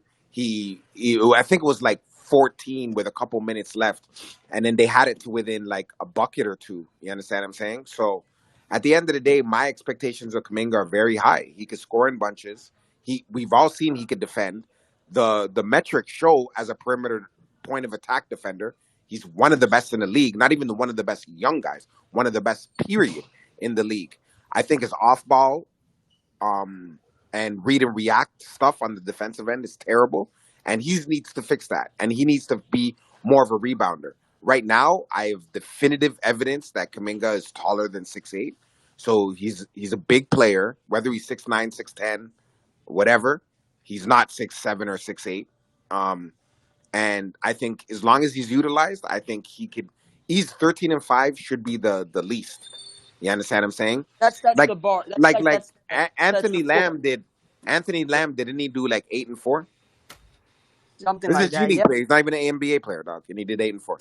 Yeah, He's that's not the even an floor. NBA player. I agree. The floor is 13-5. The I floor is think it's 13-5, man. and I think that's like what we're hoping for is like if he can like and the rebounding to me is the big thing. Like what are your like expectations from a rebounding standpoint? Do you think Oh like no, he gotta. I don't think even 5 rebounds is enough. I'm just gonna be honest with you. You have guys like CP3 giving you 4 rebounds. The man's 5'11". In yeah, 5'11". 5'11" in Balenciaga with the number on No, the front. Like, no, come on, no. dog. Like, he's damn near wearing stilts. You know what I mean? And he's 5'11". Like, Kaminga got to do. I think his numbers, the sweet spot numbers, are realistically 14-7. I think he could do 14 and that's 7. fair. And by the way, like 14, 6 points, something. And I think with minute, and I don't think Kaminga needs like a bunch of minutes. You know what I'm saying? I don't think he needs 28 minutes, 29 minutes a game. I do think whatever Looney, I think Looney and Kaminga should be matched in minutes. If Looney plays 23, 24, then I think Kaminga, you I have to have find a a way for him feeling to play 20. I have a feeling that I'll be pretty accurate with all my player projections. I have a feeling that my numbers will be wrong with Kaminga. I think he'll probably average. I'm being conservative because I can't. I just don't want to put too much stock into it yet. I have to see the right things first. But I think if things go right, I think like you said, 14 and I think 7's a lot, but I think 14 and like 6 or 14 and like 5.7 or 5.8, like 14 and close to 6 rebounds is like Bro, Clay was doing like 5 rebounds a game in the playoffs when he was trying, man. Like Kaminga could do it, man. Like, I know. You're and right. Clay is not no fucking stellar rebounder nor athlete of. Like, Kaminga is a specimen. You understand what I'm saying? Like he's the top 5 athlete in the entire NBA, dog. Like he needs to give us 7 rebounds. The floor is 7, bro. Like he needs to give us 7 rebounds. You understand what I'm saying? There's no excuse for him. Like the scoring is not so much. We don't really need that much scoring. You know what I mean? Between Wiggins, Clay, and Steph, they should bring in scoring. Dario Saric should chip in his 6 to 8. You know what I mean? CP3 should be between 12 and 14. You understand what I'm saying? Like, and then like Corey Joe should be between 5, 6, or 7. You know what I'm saying? Like, When you think you, about the off-ball defense, right? What in particular do you think he needs to like key in on? cuts and Like people that like cutting like weak side, that kind of thing. cutting weak side, and also when he switches, he has the tendency to stay in the same spot. He's switching, but he's still in the same area. Like you're not playing zone. You need to completely switch and ball deny that player. See man, see ball. It's just the simple basics that he's lacking. To be honest with you, see man, see ball. Like simple. I see. No, Hey, you're right. hey, I got that stat if you want it that you were on it earlier. The cutting stat. Okay. I'll post it in the chat.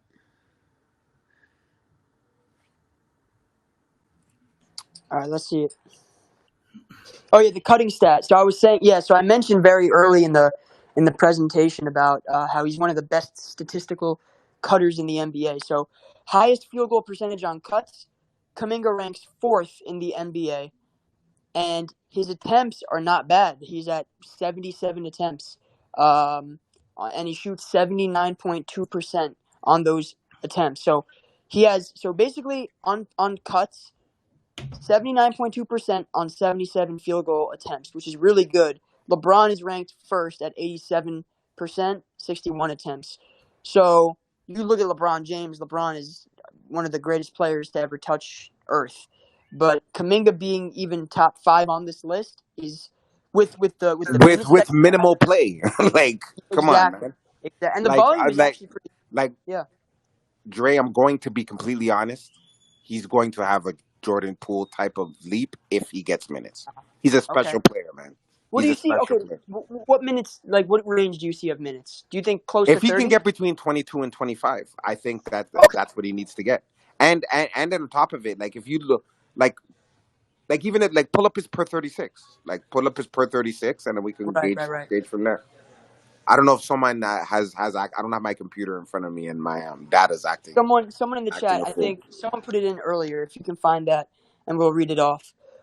But 100%. No, I agree. Like, Hey, hold on one second, Dre. Um, uh, DM me on Twitter, bro. Let's have a conversation before before this becomes something else because I don't know you.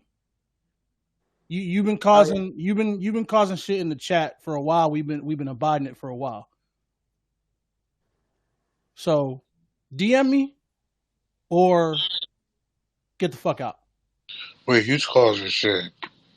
It's a nobody. It's nobody behavior. Uh, He's talking to folk like he know him behind a burner. So I'm gonna give you an opportunity to grow up. DM me, talk to me, let's have a conversation, or you're out.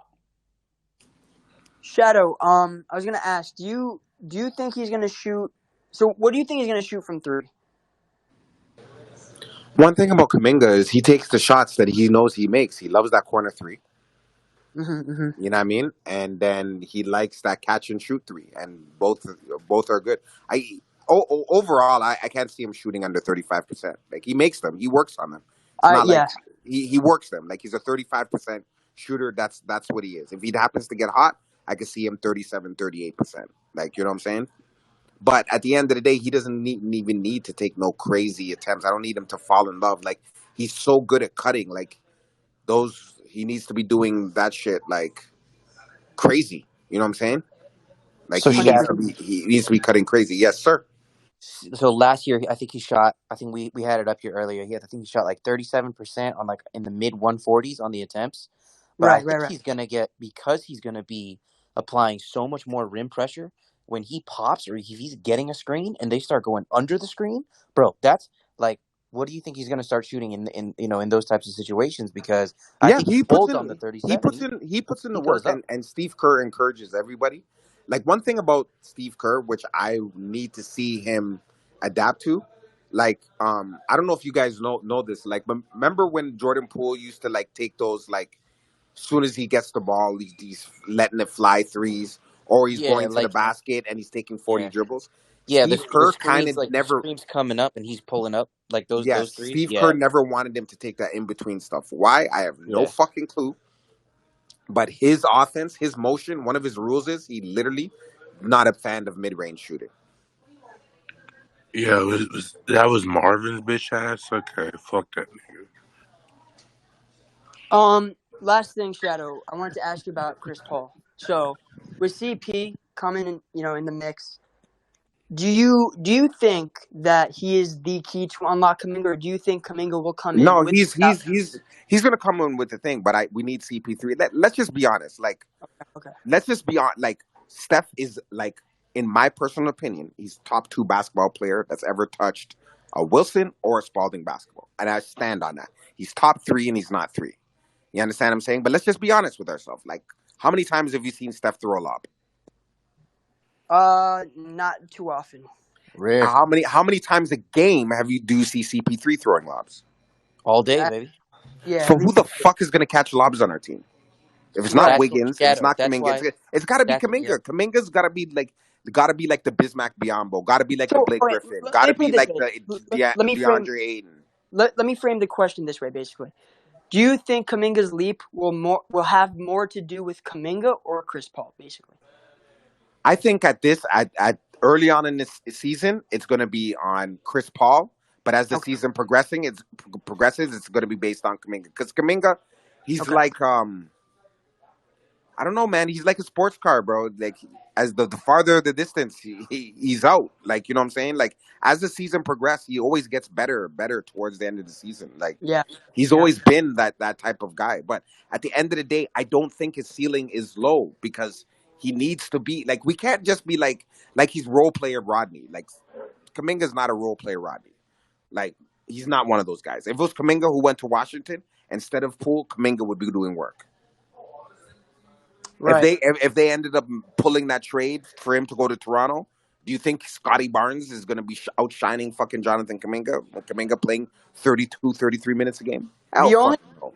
I could see him is because they put the ball in Scotty's hands as like a playmaker, but like you are right. Like I think Kaminga's a better player all around. But when you talk about scoring the ball, just being like a really like a force.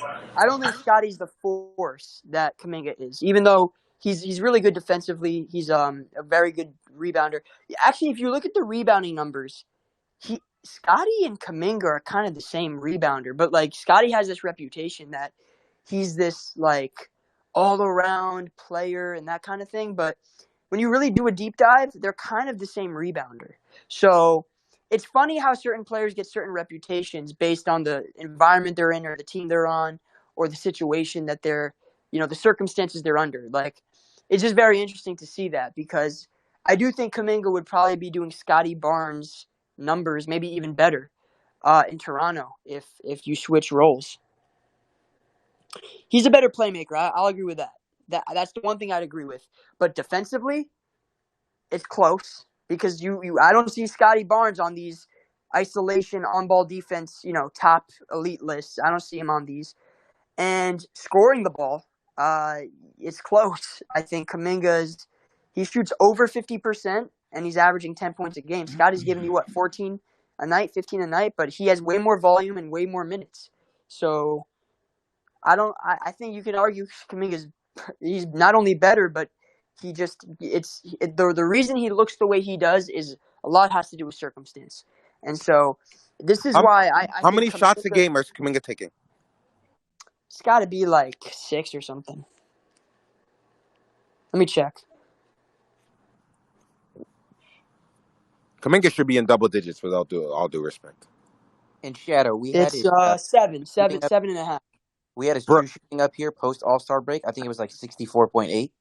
yeah, come on, man. Like, bro, That was just true shooting. Yeah. he's a guy. We cannot like we have to have high expectations for that man, bro. Like I'm telling you, like the grace that Jordan Poole went from the worst player in the league, literally the last play is his rookie season, playing 2 straight seasons in the G League, to the 3rd-year leap where he got shine. Why? Because Clay wasn't back until January.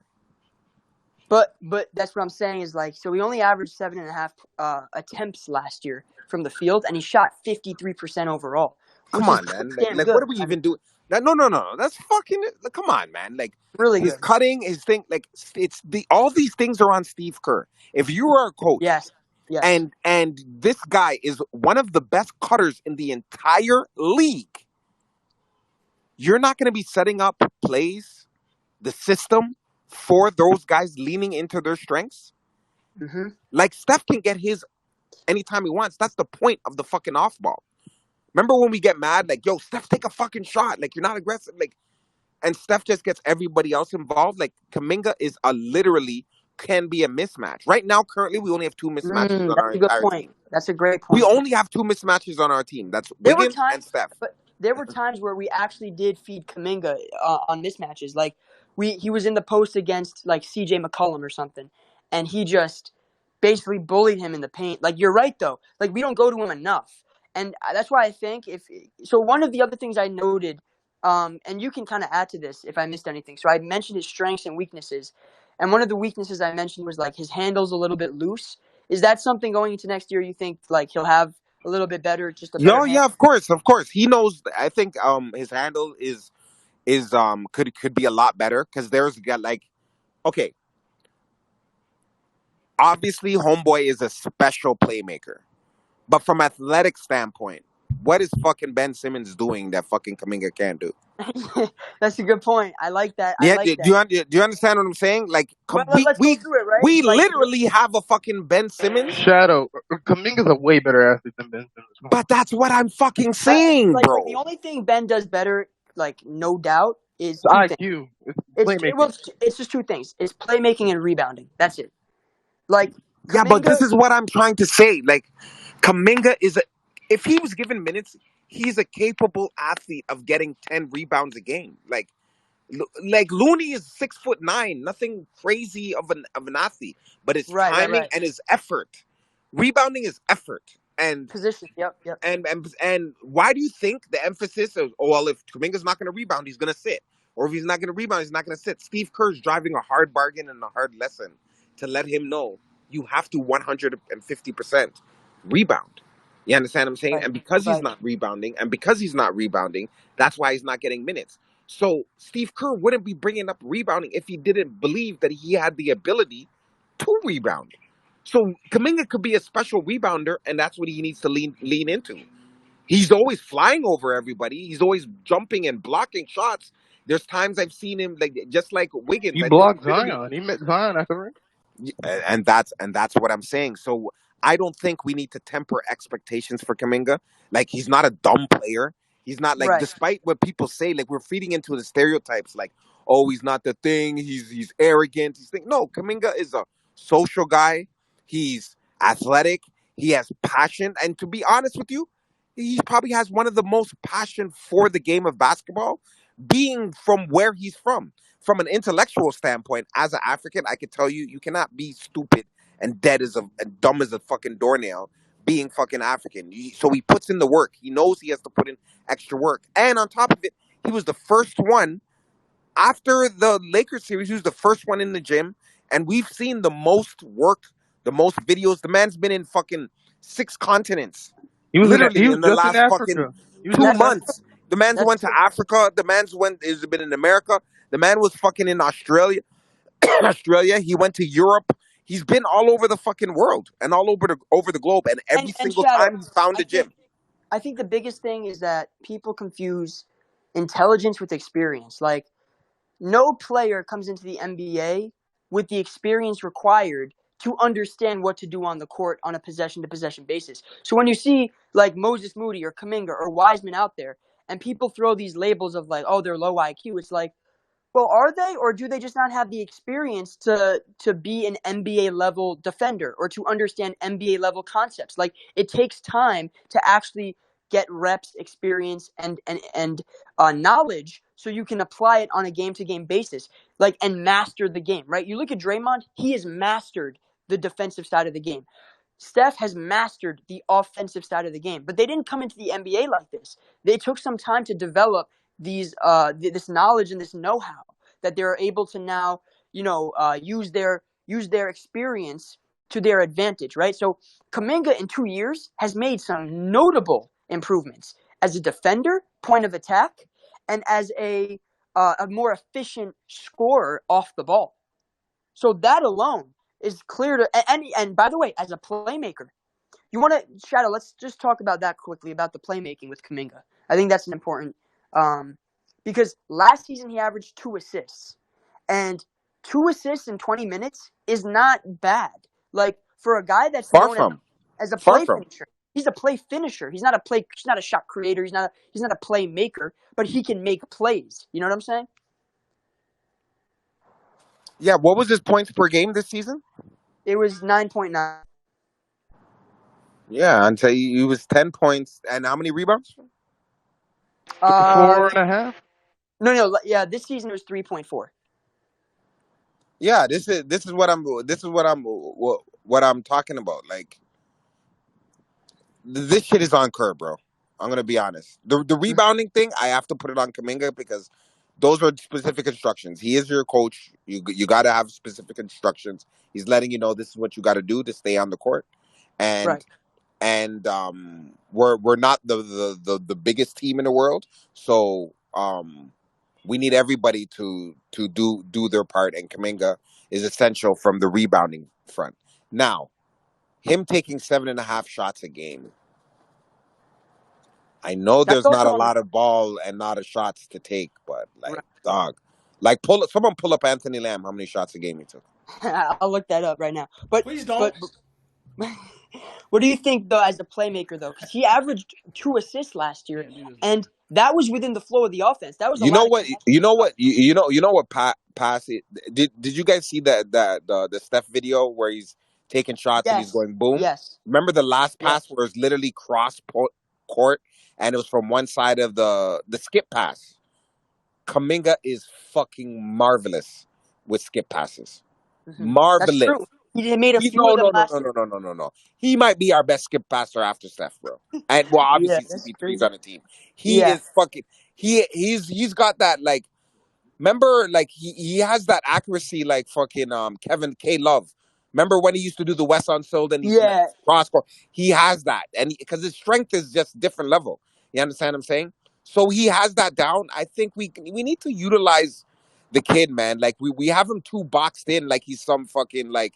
We act like this guy's fucking Kenyon Martin or something like that. Like he's not like a fucking like By the way, do it all like Lamb had clean up the boards and yeah. Go ahead. Lamb shot 5.1 shots a game. So Kaminga shot basically two more shots a game than him. Come on, man. That's egregious, man. Got to be like 5, I say. Hey, Shadow, I guarantee if you give Kaminga Poole's leash, he's gonna be putting up make better decisions with that type of leash than Kaminga.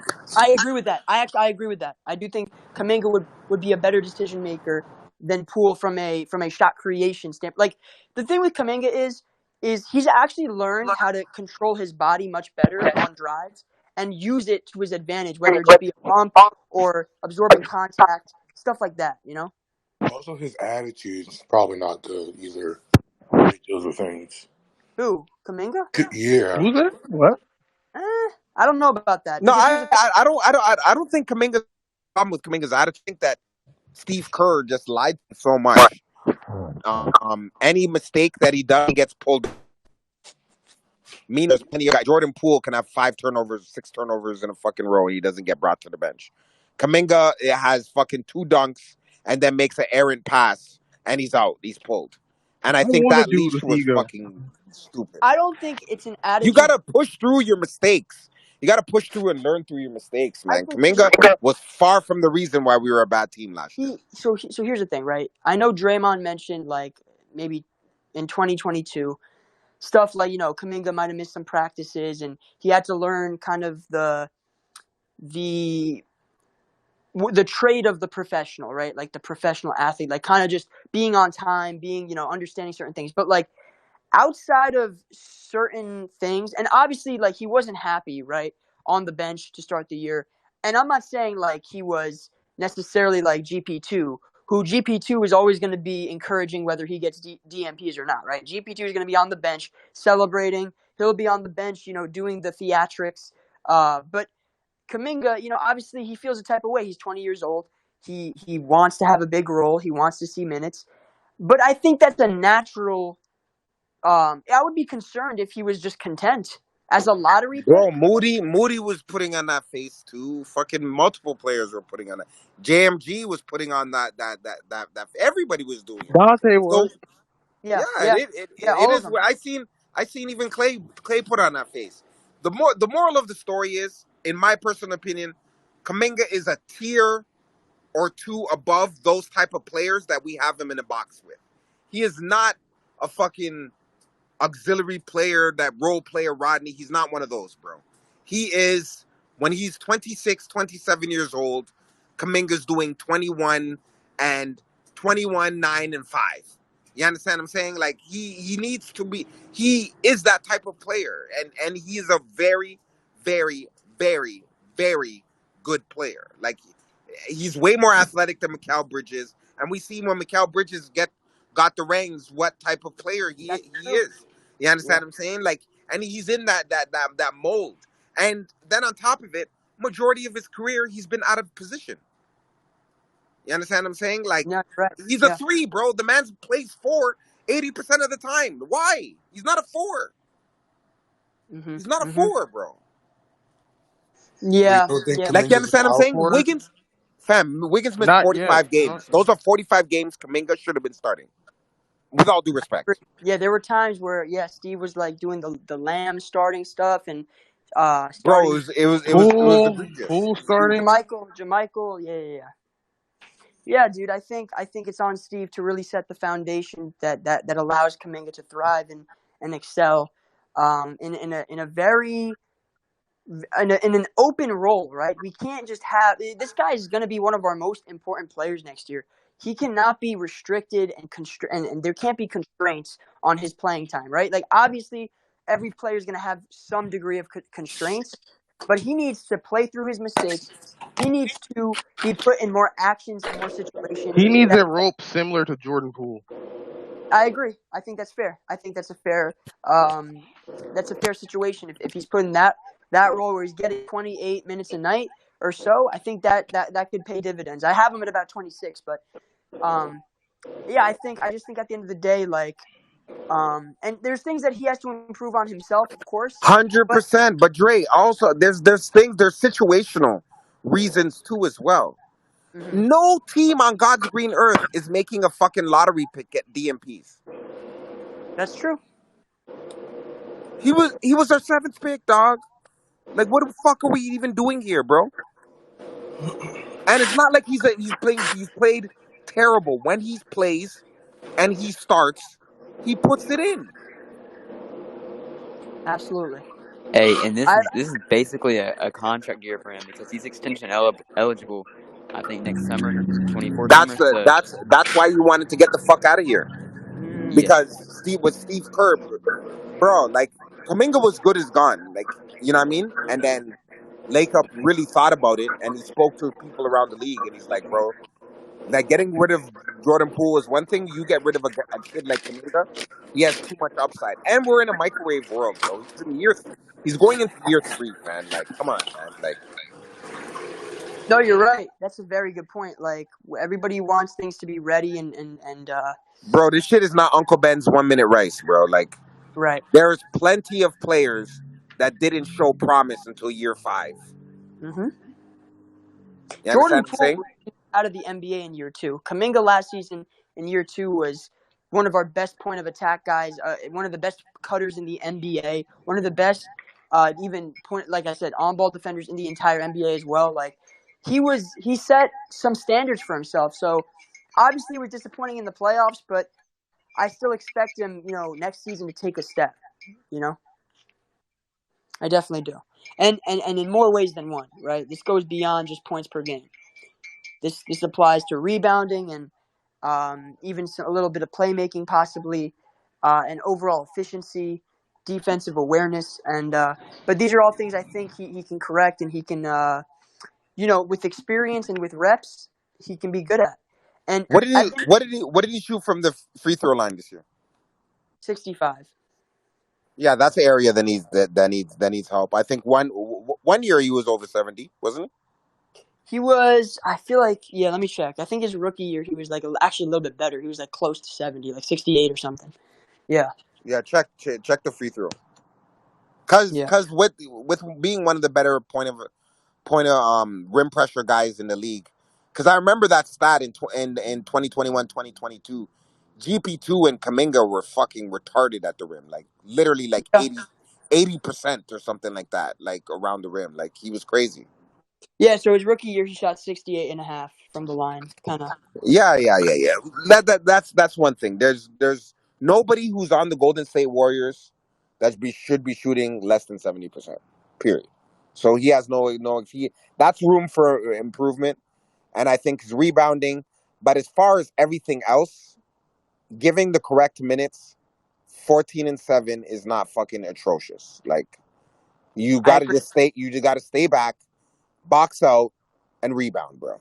Looney is not out jumping nobody. The man can't even jump over a phone book. But yet he had 20 rebounds in games. You understand what I'm saying? He, That's he true. held his guard, held his position, and focused on that. And Looney's only an inch or so taller. Like it's not like he's a 7-footer. Like it comes with time though. It comes with reps. Kaminga's gonna have to still get used to like certain NBA speed things and understanding like situation. I think, like I said, and like kind of we've all been highlighting, it's nothing that I don't think he'll be able to do, right? It's just a matter of Steve Kerr giving him the appropriate reps, and it's also incumbent upon Kaminga to take advantage of those opportunities when he's given them. But I will say this.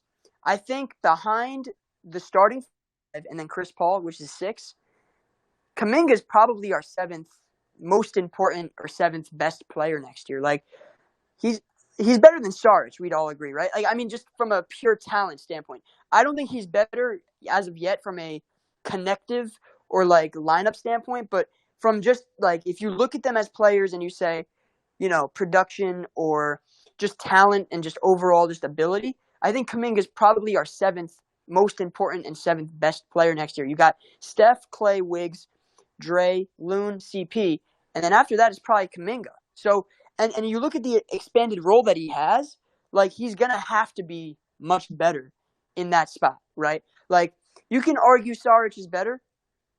I'm just saying from a role standpoint, from an expanded like who's gonna play more minutes. I He think doesn't Kaminga's do more than Kaminga. Sarge doesn't do more. he doesn't do more at a higher level. Like there's nothing Sarge does that's at the level of Kaminga as a defender or a cutter. And by defender, I mean point of attack, right? That's the thing. But Sarge is a better team defender. That is true. Like, he is a better team defender. Sarge is a better shooter. Sarge is, a better, like help defender and a better passer, right? So there's things still that he does better, but ultimately, those are connective things. When we talk about just the expansion of the role, like, there is a world where CP3 helps aid Kaminga's development to the point where he's averaging 14, 15 a night, which I think is very much in the cards. So we'll see.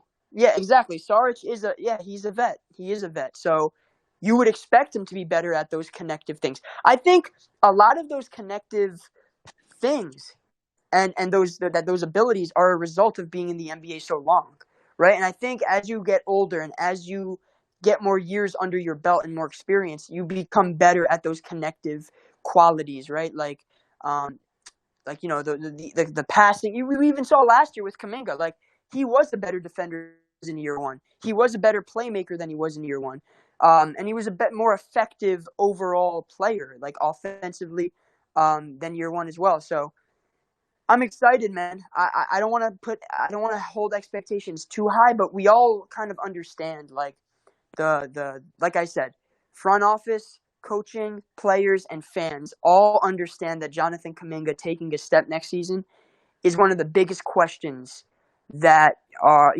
it's a gamble, it's a mystery, and it really dictates the ceiling of this team because I still believe the floor is very high, but the ceiling can be even higher than 2022 if he does indeed take that step. So I'm excited. I'm really excited next season to see what he has. And I'm really going to be paying attention to preseason to see how much they feature him, how involved he is in the offense, what they do, in the pick and roll, and if he's improved from a rebounding and defensive standpoint, like, just kind of take some takeaways and really pay attention to those early signs and early indications. But ultimately, we're going to see what happens. But I'm excited, guys. I'm definitely excited. I'll close this out here. We went a good amount of time, damn near 2 hours. And this was probably the best episode we've done, I think. Just for top to bottom, we really went to the nitty gritty, the nuts and bolts. So, yeah. What was his net rating last year? Overall, let me check. Yeah. I'm pretty sure it was like I want to say like a -4, but let me check. PBP stats. Hey, just want to say great analysis by AK, Trey, and Shadow. This was really good. Yeah, very good appreciate it. analysis, guys. Very good. Appreciate it, man. It's all Dre, man. Dre puts us in the position to analyze. Yeah, I can't believe you spending your time doing that's very impressive, man. It's all Yeah, Dre. I mean, Dre puts us in position to be able to think about things the right way. So I appreciate y'all. Yeah, and don't feel no way, guys. That this information is getting to the individuals that need be. Marvin ain't the only one who's making burners. Okay, so last year Kaminga was a -2 when he was on the court. Yeah. That's not Okay. that So bad. Not that bad. So yeah, I but mean, our team is atrocious, and also he's playing with the second unit 98% of the time. And our right? second unit was like the worst in the league. So Yeah. That's true. So No, that's true. That's true. let guys. I want everybody to be overachieving, bro. Like, bro, the kid is special. He's one of them ones, bro. Like, he's one of them ones. Like, I'm he excited. is definitely one of them ones. And Steph really believes in him. And on the low, word on road is CP3 thinks he can make him look like Blake out there. You know what I if mean? I, he He's can do like, I've that, already then done it's this over, bro. before. Yeah. whew, Prime Blake He Griffin. says he's like, I've already done this before, and we all saw Blake Griffin without CP3. Without fucking due respect. Yeah, yeah, looks we like a did see bum out that. there without Very CP3. true. Okay, so and DeAndre Ayton was labeled as a bust That man was pre about to be pre selling fucking car insurance. CP3. Pre Yeah. CP3's like bro, CP3. This is what I'm saying. Like, and I love Steph, but I'm not one of those people who are gonna lie. CP3 is an elite lob thrower. Steph is a great lob thrower. There's a difference, bro. There's elite meaning one of the greatest of all times, like top three for sure, like without a doubt, like throwing lobs, cross court, skit lobs, bounce lobs, um, putting it right where the sweet spot where Kaminga wants to dunk, bro. He is watching film on Kaminga nonstop, and he's gonna tell Kaminga where he loves the ball, and Kaminga's gonna be a monster. And we all saw when Steph was doing his buffoonery in 2021, that season we were garbage, and then he turned it on. James Wiseman led the team in dunks, and Yep. the Golden State Warriors led the team in the NBA in dunks. Yep. So there's going to be the space for Kaminga. But the thing is, Steph can't do everything. And on top of it, I literally dislike when both versions of Steph. I know Steph can be Steph Stockton. I don't want to see Steph Stockton. I'm not trying to see fucking 18 and 12 or 18. I don't care for that. Save that for fucking CP3. Steph, give me buckets. Give me boom, Yeah. boom, Yep. boom. That's all I fucking want to hear. CP3, give me 4 to 5 lobs a game for fucking the Wiggins, the Kamingas, the GP2s, and instead of the split action to be a shot, fucking split action, hold the ball, pause, set a back screen, boom, Kaminga comes in and dunks over somebody. So you That's think what I want to see. And then on top of it, that's infectious to defense. Because when you're dunking the ball, when you're running, when you're moving the ball, that's when the defense comes in because you want to get back to the next possession. So, and in passing lanes, Kaminga's fucking super athletic, super fast, super explosive. Like with CP3, bro, like come on, man. Like this shit's gonna be unfair. Like with all due respect. Like, come on, bro. Like Otto Porter and Belly were not that fucking good. That those two guys were the fucking thing. Like there was a culmination of things. Obviously, the punch. Wiggins missing 45 games. Fucking Kerr being stubborn and showing Lake Up that this guy's a bag of shit. And let me fucking play James Wiseman for 20 minutes a game, despite him not knowing fucking what to do out there. So we tanked the first 10 games, and we went 3 and fucking 7. You understand what I'm saying? And we were in a hole, so we had to dig ourselves out of that hole. You understand what I'm saying? So, with all due respect, like the Draymond wasn't focused. You understand what I'm saying? Anthony Lamb and Ty Jerome are getting major minutes. Bro, there was a time earlier on in the season. I don't know if you guys, I forget what game was it. I want to say the fourth game. But Ty Jerome, Anthony Lamb, Jordan Poole, and James Wiseman are on the court at the same fucking time. Bro, I That's wanted to bad. vomit in my That's mouth. bad. Like, it was crazy. So, with that being said, like, our coach didn't do. And then you see that comment? I felt our offense was one dimensional with Stephen Curry pick and roll. What the fuck do you mean? We didn't even run Steph high pick and roll until fucking the Game the the the the four. the, the, the playoffs. Yeah. And when we did run it, it was like way late in the fourth quarter in fucking clutch time with 2 minutes. Right. Listen, bro, what was fucking repetitive was fucking 40 split actions per game, bro. That's what was repetitive, bro.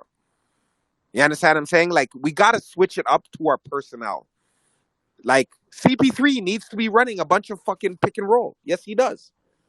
CP3 and Klay Thompson need to be playing off of each other like a motherfucker. I want to see pick and pop because that's when Klay is best.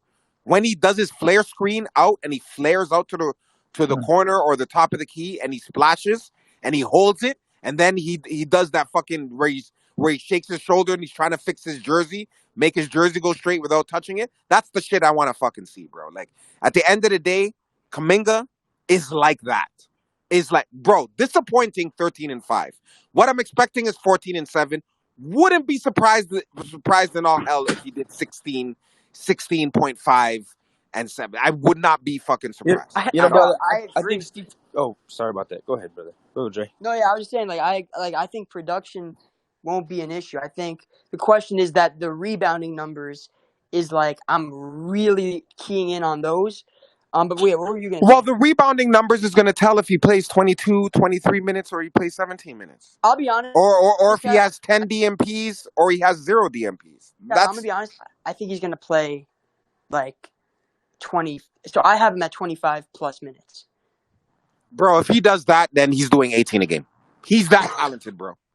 He is that talented. Bro, literally. Bro, listen to me. Wiggins didn't even get the fucking ball last year, and he did 17 with fucking one abductor for fucking 20 out of the fucking 37 games that he even played. Yeah.